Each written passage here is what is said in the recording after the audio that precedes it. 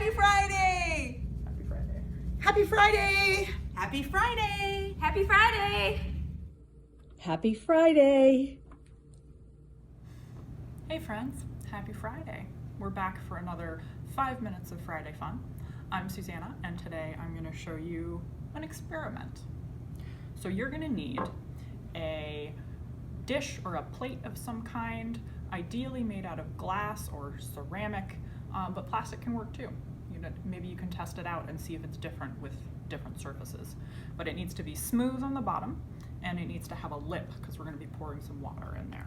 So I've got this, I've got my cup of water, and I've got some dry erase markers. We're going to see what happens when we combine these things. But first I'm going to change my camera angle so you can see what I'm doing. All right, hopefully now you can see what I'm doing. So we've got our glass dish, we've got our water, we've got our dry erase markers. Gonna try the blue to start here, and we're gonna draw, make sure your surface is clean and dry before you draw. We're gonna draw some shapes.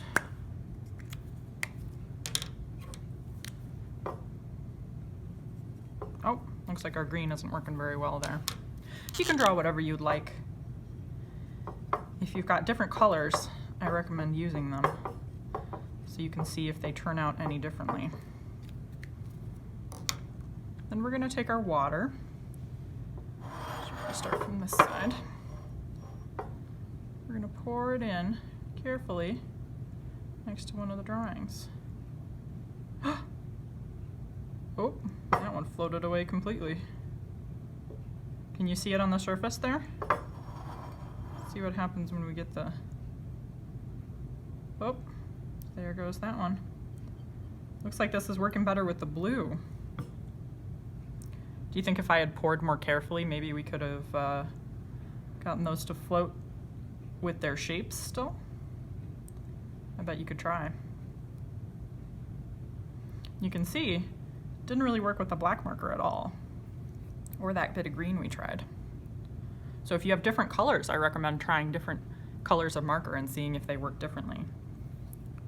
You could try pouring at different angles, closer and farther away from the marker, maybe low down or really high up. You can see if that makes any difference. Are there kinds of shapes that work better than others when you draw them? Whoa. Do you think that this would work with regular markers? You could try that. So, do you think there's anything about dry erase markers that are different than regular markers that might make it so this works, so that they separate like that when you pour the water on them? If you try lots of different versions of this experiment, I hope you take notes on what worked and what didn't. Maybe you can form a hypothesis when you're done.